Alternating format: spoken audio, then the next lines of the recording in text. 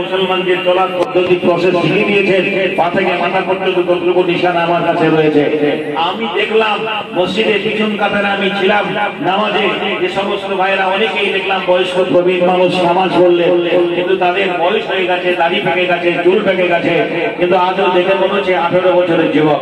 জি, কেন যে দাড়ি রাখান না আল্লাহ ভালো জানে।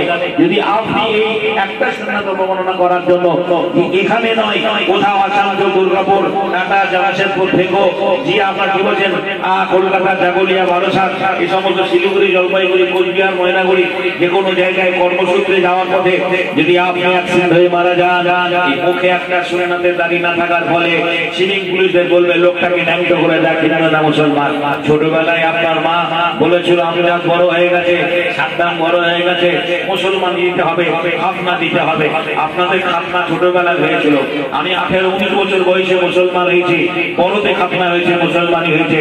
তাই আমি সেই যন্ত্রণা, সেই কষ্ট পেয়েছি বলে আমি ইসলামকে পরিপূর্ণভাবে আঁকড়ে ধরেছি।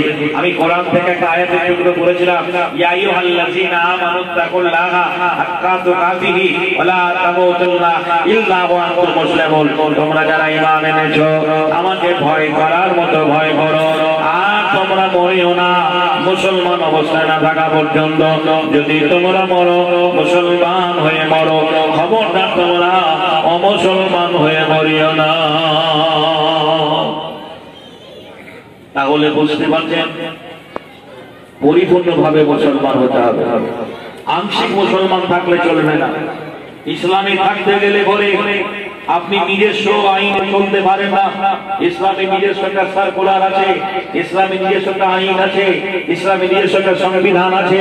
ইসলামকে মানতে গেলে ইসলামের আইন আপনাকে মেনে চলতে হবে। ইসলামে থাকতে গেলে আমরা যেমন ভারতবর্ষের মানুষ, ভারতবর্ষে একটা সংবিধান আছে, এই সংবিধানের বাইরে যদি আমি কথা বলি, সংবিধানের বাইরে যদি আমি চলি, যে বন্ধুরা আমার এখানে পদ্মা নদীর পার হয়ে তার কাটায় বেড়াতে আছে, কি বিএসএফ সামনে দিয়ে চলে যায়, আপনি মানবেন?